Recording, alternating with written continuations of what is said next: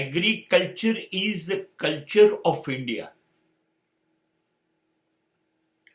And if we will not manage, then the Indian economy and Indian total entire administration will be ruined.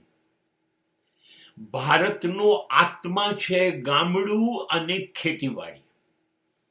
એક જમાનો હતો જ્યારે રાષ્ટ્રની કુલ આવકમાંથી 50% કરતા વધુ આવક ખેતી આપતી હતી અને 70% લોકોને નોકરી કમાણી એ ખેતી ક્ષેત્ર આપતું હતું.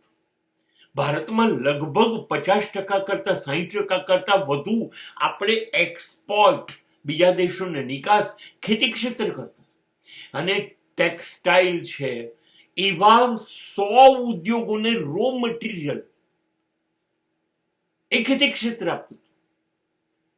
બરબાદ થઈ ગયું ખેતી ક્ષેત્ર. ગામડાઓ ભાંગી ગયા. ગામડાઓને નવો ચસ્કો લાગ્યો, નહીં અમે શહેરમાં જઈએ, શહેરમાં ભણવા જઈએ. ગામડું છોડીને યુવાનો શહેરમાં આવતા થઈ ગયા. ખેતી કરશે કોણ? જો યુવાનો ખેતી છોડી દેશે તો કરશે કોણ? એ વૃદ્ધો રહ્યા. વૃદ્ધોથી એટલી ખેતી થતી નથી. દિવસ જાય એમ વસ્તી વધતી જાય તો અનાજની જરૂર પુષ્કળ વધતી જવાની છે. વધતા લોકોને ખાવાનું બે ટાઈમ આપવા માટે અનાજ કોણ આપશે? ખેતી ક્ષેત્ર. હવે આ લોકોને ખેતી કરવી નથી. એટલે થયું એવું કે ખબર પડી કે આ જમીનમાં ખેતી કરીશું તો વર્ષે લાખ રૂપિયા મળે છે. એના કરતા આ જમીન જ વેચી દઈએ અત્યારે તો એના 2 કરોડ મળે છે. આ લોકોએ 2 કરોડમાં એ જમીન વેચી લીધી. શહેરના વેપારીઓએ એ જમીનો ખરીદી લીધી. ત્યાં સ્કીમ અને સોસાયટીઓ અને શોપિંગ સેન્ટરો ઉભા થયા. આ ખેડૂતોને ખબર પડી ગઈ હવે ખેતીમાં શું દમ છે. ચલો જમીનો વેચી કાઢો. હવે જેમાં અનાજ થતું હતું એ જમીનોમાં મકાનો ઉગવા માંડ્યા.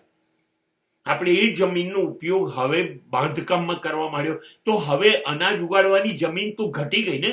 હવે અનાજ એટલું ક્યાંથી ઉગાડીશું? જમીન પણ ઘટી ગઈ.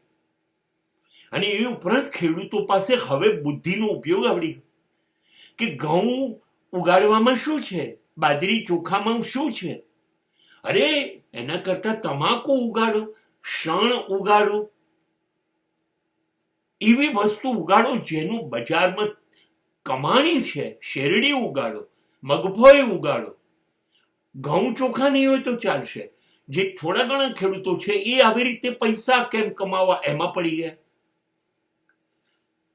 હવે સ્થિતિ એ આવતી જાય છે કે વસ્તી વધતી જાય છે, જમીન છે નહીં, ખેતીમાં લોકોને રસ નથી. તો દિવસ જાય છે એમ 140 થી 150 કરોડ વધતા જશે. આ લોકોને 2 ટાઈમનું અનાજ આપીશું ક્યાંથી? બહુ નજીકના સમયમાં આ દેશ ભૂખમરો જોશે. કારણ કે અનાજ ઉત્પન્ન નહીં થાય એટલે ઓછું થશે, અછત થશે, પુરવઠો નહીં હોય એટલે આસમાનના ભાવે અનાજ વેચાતું થઈ જશે. જે થઈ ગયું છે. અને પછી એ સામાન્ય માણસની પહોંચ બહાર હશે રોજનું અનાજ ખરીદવું હોય. માટે ભૂખમરો થશે.